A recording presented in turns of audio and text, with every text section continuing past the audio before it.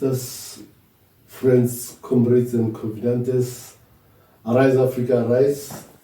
My name is Ben Mutupi. Here with me, I am hosting our dearest sister who we love so much. She is well known as Luki. But allow me to welcome her as she introduces herself to the viewers at home. Thank you so much, Ndadek. I would love to say greetings to everyone, the viewers at home, and thank you so much for having me in the studio. Thanks so much, Sister Luki. Can you please give us your background, your qualifications? You just brief resume. Okay, I would love to start from where I was born, from a family of 10, being the 10th child, a little baby, a girl who will just run around. You know how adorable they are. You just tell them to do this and that and do this and that.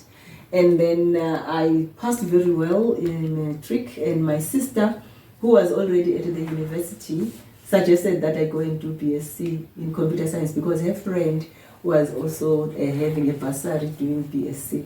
So she loves education. So she was supporting me all the way, and obviously the family was supporting me. And then going into workspace now, that's when I became that person who could not talk because everything was done for me. It became so worse when I was in the boardroom. I could not talk. That's when I decided to go and find exactly who I am because I couldn't see what I was doing working for me. Then I went, I actually developed mental health. I didn't talk about it to my family, but that's when I said, no, something is just not funny. It's just not normal.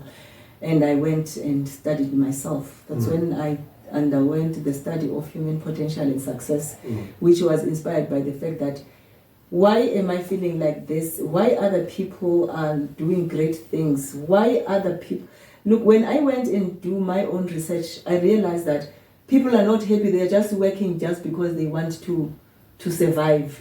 And I was so excited because I knew at some stage that is the cause of me having my mental health challenges.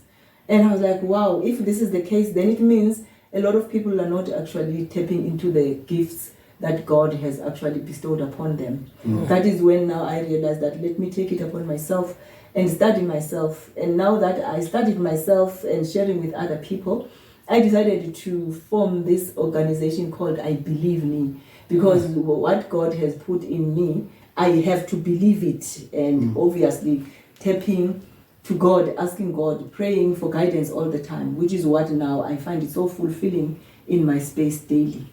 Yes.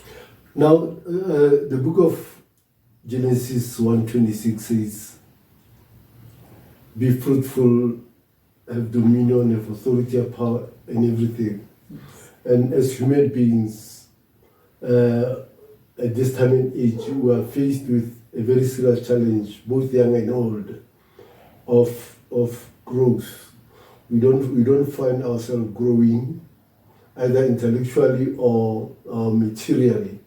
What is it that you want to say to the South African youth in particular concerning the area of growth?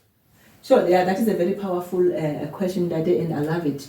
Because truly, if you go back again to the book of Good News, the Bible, when it says, I've got all the plans to prosper you, to give you hope and future. And then it says, take the talent and put it on the table, not under, because you are the salt of the world. Meaning at the end of the day, you are here to make this world a better place.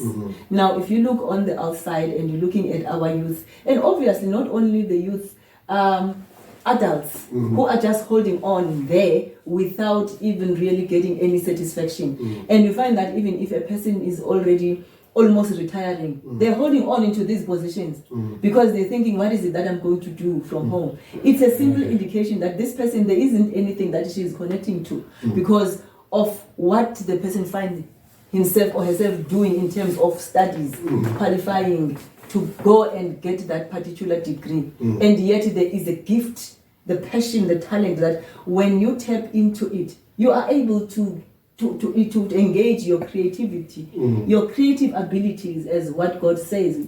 I've got all the plans. Obviously, when you connect to the source, you are able to come up with great things. But then, because that part is dormant, we have never been taught about that. We have always been told that go to school and study and go and work for money. Now, having studied the mind believes that, okay, if you say you are going to work for money, we want to be a slave of money, which is why today we are actually treating symptoms, doing all what we can to get money, you know, and it gets to a point which is not right now, which makes so much crime, because money is everything that we need, even though it's not everything. But you cannot drive your car without a petrol. Sure. Your stomach needs food. You really need to buy that food. Even if you want to do some crops, you have to buy that seed. Therefore, we need money. Now, the challenge is we are unable to identify exactly what is this money. As much as we know that we need fruits and everything, we know, but when it comes to money, it's something else. And we chase it in such a way that we sacrifice our relationships, our everything, because we want money. So our youth, with the gifts that they have, and remember, we evolve so much. So they come already knowing that, look, this is what I want. And they are vocal, these youngsters these days. Unlike when you and I were growing up, you wouldn't even question anything. When the parent is telling you, you just say yes, yes.